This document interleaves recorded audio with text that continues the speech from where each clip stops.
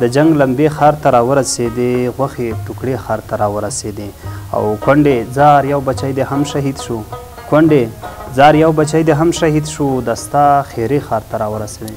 د ورک لنډونو ادبي خپرونې ډېر قدرمن لیدونکو سلامونه، نیکې هیلې او احترامات مې ومنئ. امید لرم چې ټول به راته روغ جوړ او د صحت جامې به مو پرته وي. د شعر او ادب مینوالو په نن ورځ ادبي خپرونه کې راسره ډېر ګران او خوږژبی شاعر ښاغلی استاد عمران سرکوټوال صاحب مېلمه دی. سرکوټوال صاحب د ورک لنډونو په ادبي خپرونه کې درته پښتنه مینه ښه راغلاست او هرکلی وایم، ستړي مه شئ. ایوبي صاحب ډېره زیاته مننه، تاسو ته هم ښه راغلاست وایو. هر کله راشئ زموږ ځای په خدمت کې دی. بلخصوص د ورک لنډونو ټولو مینوالو ته سلام او بلخصوص ستاسو د برنامې ټولو مینوالو ته سلام. ډېره زیاته مننه. ډېره زیاته مننه سرکوټوال صاحب، موږ هم خوشحاله یو چې ستا په ورځ ادبي خپرونه کې راسره لرو. نو سرکوټوال صاحب مینوال به دې په تمه وي په لومړیو کې درنه غزله وایي. ډېره زیاته مننه ایوبي صاحب. غزل داسې ده چې له یو مین نه چې جانان لاړ شي، های های له یو مین نه چې جانان لاړ شي، لکه مومن نه چې ایمان لاړ شي. څومره عالي، ډېر یو مین نه چې جانان لاړ شي، لکه مومن نه چې ایمان لاړ شي. قاضي د دې جرم سزا به څه وي؟ های های قاضي د دې جرم سزا به څه وي؟ ډېره مننه. قاضي د دې جرم سزا به څه وي چې کلیسا ته مسلمان. واه واه څومره زبردست، دا باید بیا ورو استاد.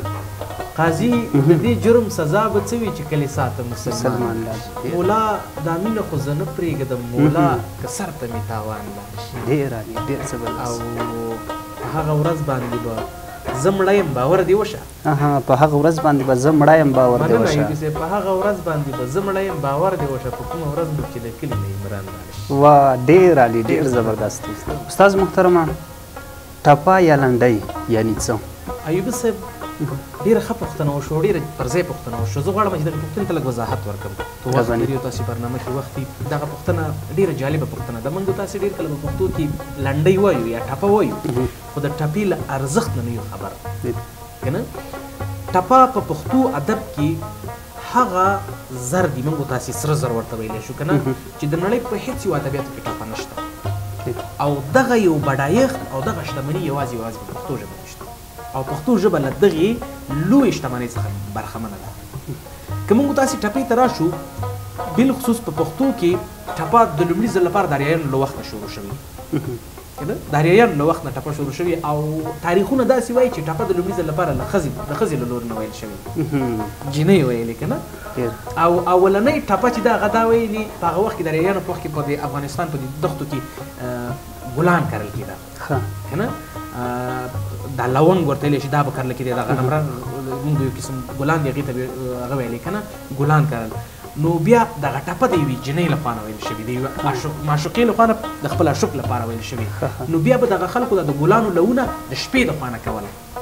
نو تاریخونه داسې وایي چې دې اولنۍ ټپه په پښتو کې ویلې، د ښځې لخوا نه ویل شوې، او هغه اولنۍ ټپه هم داسې وه چې سپوږمیه کړنګ وهه راخېږي او یار مې د ګلو لو کوي ګوتې ریبي. اولنۍ ټپه په پښتو کې همدغه ټپه وه او د اریایانو له وخت نه ویل شوي او د اریایانو په وخت کې دغې ټپې ته کار شوی دی. ځکه پښتو لنډۍ یا پښتو ادبیات له دغې سرمایې نه هغه دي برخمن دي. که د نړۍ نور هر ادبیات ته لاړ شو، که موږ هندي ادبیات ولولو، که موږ چینایي ادبیات ولولو، هغوی کې ټپه نشته.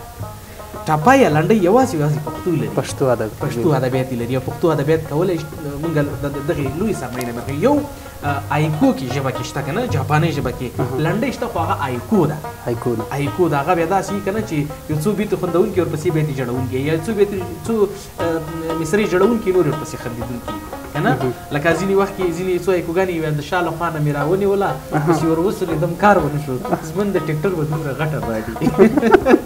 نو دا خپله په پښتو ادبیاتو کې، بلکې پښتو ادبیات ته دا نشي راتلی. پښتو ادبیات یوازې هغه لري، ټپه یا لنډۍ لري، او ټپه یا لنډۍ د پښتو ادبیاتو لپاره ډېره شتمني ده.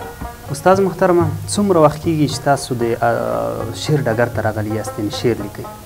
ډېره مننه ایوبي صاحب. زه د مکتب له دورې نه را په دې خوا په شعر لیکلو په ګوډو مات شعر لیکم، صحیح شعر نه لیکم. لا تر اوسه مې هغه صحیح شعر نه دی لیکلی. اوس هم هغه ګوډه ماته شاعري کوم. د مکتب له لسم صنف نه را په دې خوا ما په شاعري شروع کړې، خو هغه د مکتب لسم، یولسم او دولسم دا شعرونه خو مه یادوه. هغه وخت کې زه به همصنفیان هم تشویقولم، نه کله به چې زه ولیدم ما شعر به چې واورېدم ما ویل چې هله شاعر مطرب و د هغې، که نه؟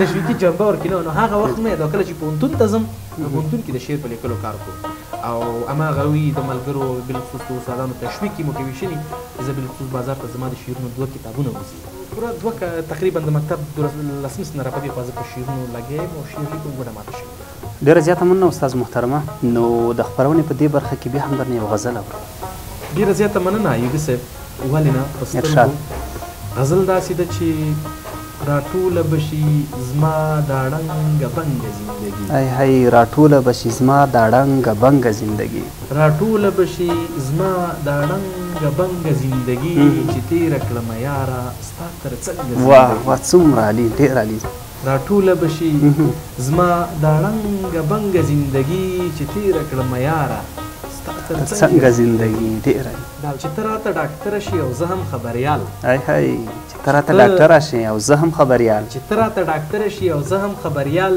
تېرېږي به زما او ستا ګلرنګه زندګي واه ډېر علي ډېر زبردست او ستا شونډې مې کده دي زما سترګې د چرسیانو ستا شونډې مې کده دي زما سترګې د چرسیانو ساقي به مو په کور کې وي له بنګه زندګي ډېر علي ډېر زبردست شونډې مې کده دي زما سترګې د چرسیانو ساقي به مو په کور کې وي له بنګه زندګي جنګونه دماکي دي لویه خدایه رحم وکړي ای هی جنګونه دماکي دي لویه خدایه رحم وکړي جنګونه دماکي دي لویه خدایه رحم وکړي زموږ د پښتنو په وینو رنګه زندګي واه واه استاده دا باید بیا وکړو جنګونه دماکي دي لویه خدایه رحم وکړي زموږ د پښتنو په وینو رنګه زندګي راټوله بشي زما دا ړنګه بنګه زندګي چې تېره کړمه یاره ستا تر څنګه زندګي ډېره زیاته مننه استاد محترمه ډېر ښایسته غزل امید لرم چې د مینوالو هم ادبي تنده پرې ماته شوې نو کلا شو دې ته استاده چې تاسو تر اوسه پورې څومره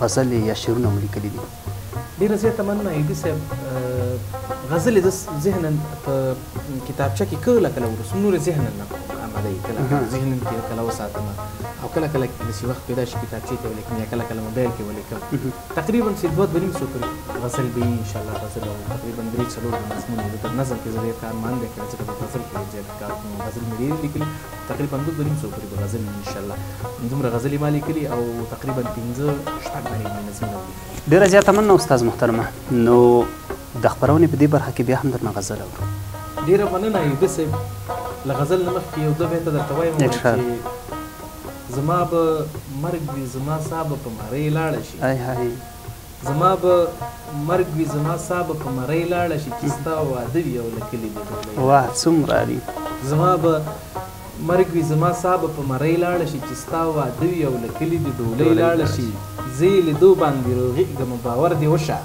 زه یې لیدو باندې روغېږم باور دې وشه زه یې لیدو باندې روغېږم باور دې وشه هغې ته ووایه چې لږ دې تر بلۍ لاړه واه واه څومره علي ډېر زبردست مرګ وي زما سا به په مرۍ لاړه شي چې ستا واده وي او له کلي د ډولۍ لاړه شي زه یې لیدو باندې روغېږم باور دې وشه هغې ته ووایه چې لږ دې تر بلۍ لاړه شي غزل داسې ده چې د زنې خال لرم الحمدلله ای هی د زنې خال لرم الحمدلله یار خبریال لرم الحمدلله واه ډېر علي د زنې خال لرم الحمدلله یار خبریال لرم الحمدلله چې چاته وګورم زر یې خپل کړم ای هی چې چاته وګورم زر یې خپل کړم چې چاته وګورم زر یې خپل کړم عجیب کمال لرم الحمدلله ډېر علي ډېر زبردست استاده سینې ته یې ونیسمه ښکلې کړمه سینې ته یې ونیسمه ښکلې کړمه د چا دسمال لرم الحمدلله څومره علي دا باید بیا ورو استاده سینې ته یې ونیسمه